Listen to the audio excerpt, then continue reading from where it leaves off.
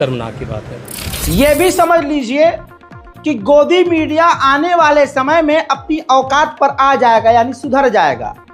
अभी सिर्फ मोदी सरकार की और मोदी जी की कुर्सी जरा सी चरमराई है। सुधीर तिहाड़ी के सुर पूरी तरह से बदल गए। खबर यह है कि बीजेपी का आदेश है सुधीर चौधरी की ये वीडियो डिलीट करवा दी जाए।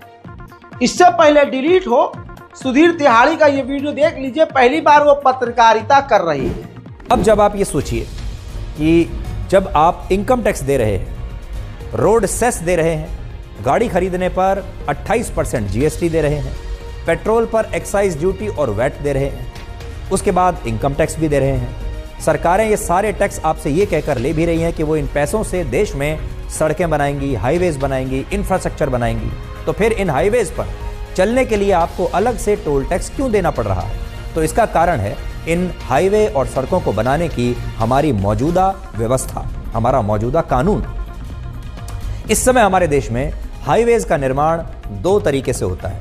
पहला है पब्लिक फंडेड, जिसमें बड़ा हिस्सा टैक्स पेयर्स के पैसे से जाता है, और दूसरा है प्राइवेट इन्वेस्टमेंट, जिसमें हाईवे का निर्माण एक प्राइवेट कंपनी द्वारा किया जाता है। और ऐसे मामलों में सरकारें प्राइवेट कंपनियों के साथ एक अनुबंध करती हैं, जिसमें टोल टैक्स को लेकर एक कॉन्ट्रैक्ट किया जाता है, और इस प्रक्रिया को बिल्ड, ऑपरेट एंड ट्रांसफर कहते हैं। इसमें एक प्राइवेट कंपनी पहले अपने खर्चे से हाईवे का निर्माण करती है, अपना पैसा लगाकर, फिर टोल टैक्स वसूलने से अपनी लागत को वसूल करती है टोल टैक्स के जरिए।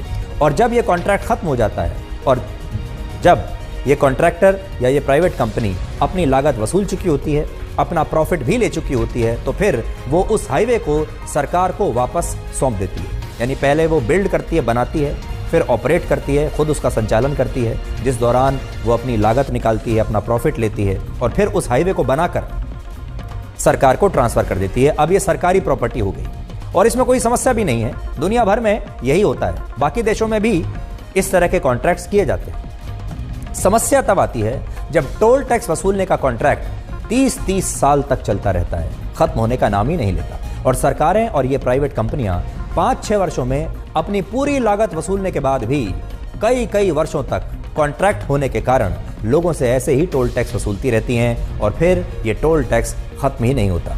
आपका इसके अलावा बीजेपी और अंधभक्तों की धुलाई उस मुद्दे पर, जिस मुद्दे को आज के हिंदुओं ने बहुत उछाला है, जिनके पास कुछ है नहीं, बेरोजगार, वो इस पर बहुत बोल रहे हैं। एमआईएम के नेता आसिम वकार ने ऐसे तमाम हिंदुओं को चैनल पर ही लाइव अच्छे से जवाब दिया है। बीजेपी के प्रवक्ता और दूसरे हिंदू समुदाय आए बाएं और शाएं झांकने लगे। पूरी वीडियो देखने लायक है और बहुत मजेदार है। एआईएमआईएम के नेता आसिम वकार को हमारी तरफ से सलाम। ना सर, ये उचित, ये बेकार की बात है। एक सेकंड आप रुको ना, हमें ठीक है सर, आप कंटिन्यू। सब बेकार की बात है।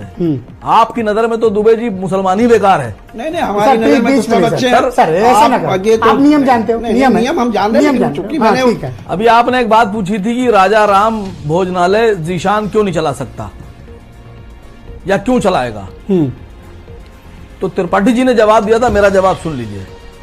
राजा राम भोजनालय जीशान ऐसे ही चला सकता है जैसे अल कबीर सलाटर हाउस सतीश सब्बरवाल चला सकते हैं। क्या?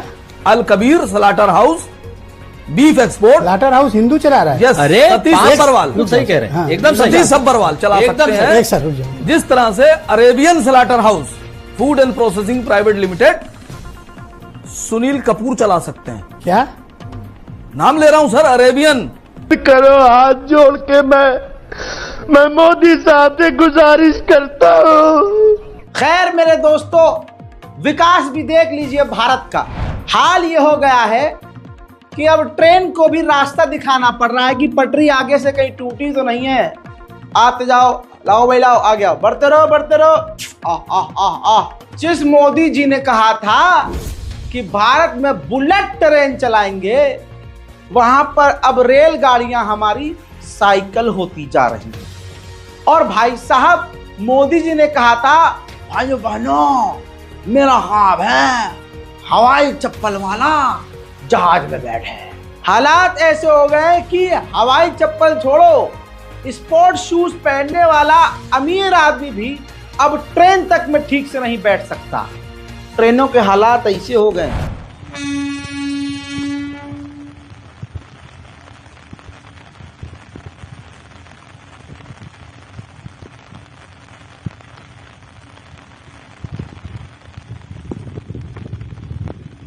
हजरात मोहतरम, यह हाल है, यही सच्चाई है देश की जो आपको कोई दिखाएगा नहीं। मेरी उम्मीद यह है कि आप इस वीडियो को इतना शेयर करेंगे कि अंधभक्तों के शर्मगाह के अंदर लाल मिर्ची का दर्द जरूर होगा। उम्मीद यह है कि आप अपनी दुआओं में मुझे याद रखेंगे। उम्मीद यह है कि हमारे इस चैनल रजाग्राफी को सब्सक्राइब जरूर करेंगे।